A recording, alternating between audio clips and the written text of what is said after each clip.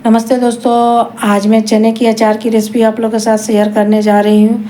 तो ये देखिए हमारा चना का अचार जो कि मैं आज ही बना रही हूँ। और ये देखिए इसको मैं मसाले डाल के मिला रही हूँ। तो ये बहुत जल्दी बन के तैयार हो जाता है चना का अचार, इसमें टाइम भी नहीं लगता और बहुत ही टेस्टी बन के तैयार होता है, बहुत ही अच्छा लगता है। एकदम चटपटा खट्टा तीखा एकदम अच्छा लगता है चना का अचार ये। तो चलिए देखिए मैं किस तरह से बना रही हूँ ये चना का अचार।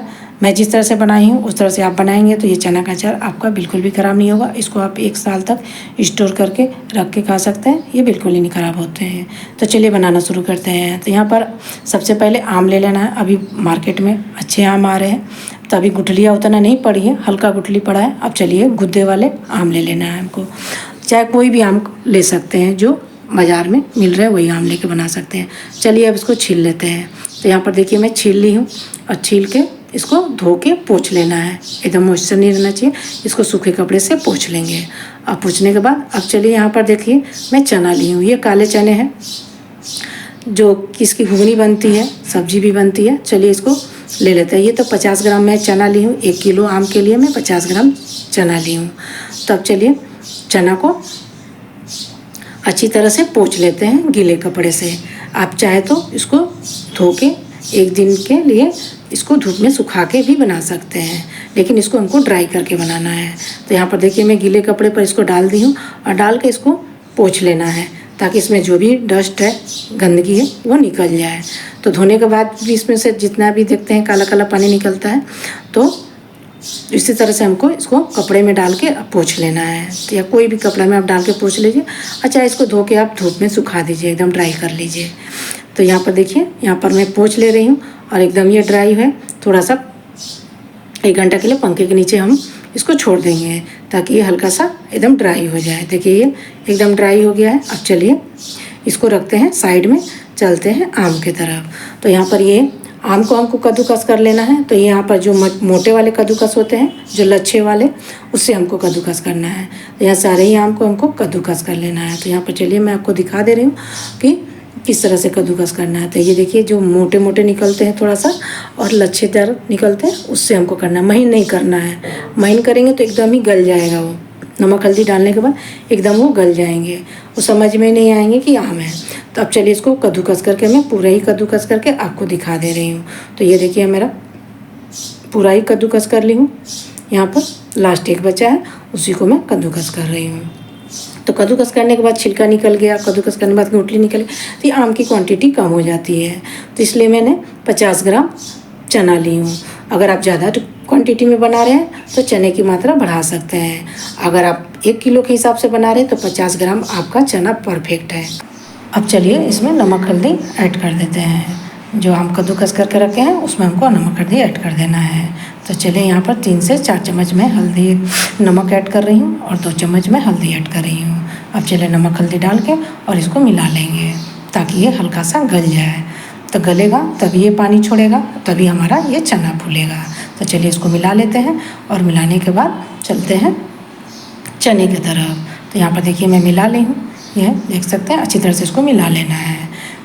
तो ये हमारा मिल के तैयार हो गया। अब चलते हैं चने की तरफ। तो यहाँ पर देखिए एक मैं बर्तन में चना रख दी हूँ। तो यहाँ पर चना नीचे रखना है, यहाँ पर देख सकते हैं, यहाँ मैं चना नीचे रख दी और ऊपर से मैं वो नमक हल्दी वाले आम जो मैं कद्दूकस करके रखी है उससे इसको हमको कवर कर देना है, यानी इसको ढक देना है।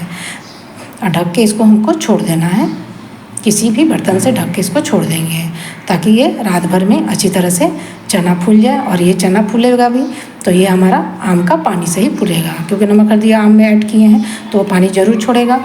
हल्का सा आम गलेगा, पानी छोड़ेगा, तो उसी पानी से हमको चना फुलाना है। तो यहाँ पर देखिए चलिए मैं प्रोसेस कर दी हूँ। अब चलिए इसको ढक्कन लगा के मैं रात भर के लिए छोड़ दे रही हूँ। सब मैं अगली सुबह इसको मैं चेक करूँगी। तो यहाँ पर चलिए मैं अगली सुबह, आपको 9 बजे का टाइम है, ये मैं दिखा रही हूँ।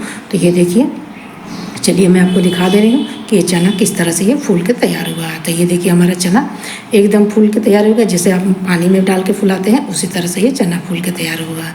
आप अगर अलग से चना फुला के अचार बनाते हैं तो वो अचार आपका ख़राब हो जाएगा। और ये चना एकदम खट्टा लगेगा आपको, एकदम जैसे आम खट्टा लगता है उसी तरह से ये, क्योंकि आम का पानी से ये चना फूला हुआ है तो इसका अचार बहुत ही अच्छा लगता है, एकदम खट्टा खट्टा चना लगता है। अब चलिए इसको मिला लेते हैं, मिला कर रखते हैं इसको साइड में। अब इसका मसाला बनाते हैं। तो यहाँ पर देखिए 1 चम्मच में ये हरे वाली सौंफ ली हूँ और 1 चम्मच जीरा और 1.5 चम्मच में साबुत धनिया ली हूँ। तो यहाँ पर देख सकते हैं ये 1 किलो के हिसाब से मसाले मैं बना रही हूँ। अगर आप ज़्यादा क्वांटिटी में बना रहे हैं तो मसाले की क्वांटिटी बढ़ा सकते हैं। और यहाँ पर 2 चम्मच में पीली वाली सरसों और 1 चम्मच में काली वाली सरसों ऐड करूँगी। तो यहाँ पर 10 कम से कम सूखी लाल मिर्च तीखी वाली। और यहाँ पर देखिए 1 चम्मच में ये काली सरसों ऐड की हूँ। अगर आपके पास काली सरसों ना हो तो आप पीली वाली भी सरसों से बना सकते हैं। अगर पीली वाली ना हो तो आप काली वाली सरसों भी डाल के बना सकते हैं। बहुत अच्छा बन के तैयार होगा अचार। अब चलिए इनको भून लेते हैं। तो इनको हल्के आंच पर इनको रोस्ट कर लेना है। ये कम से कम 3 से 4 मिनट में अच्छी तरह से ये रोस्ट हो जाते हैं।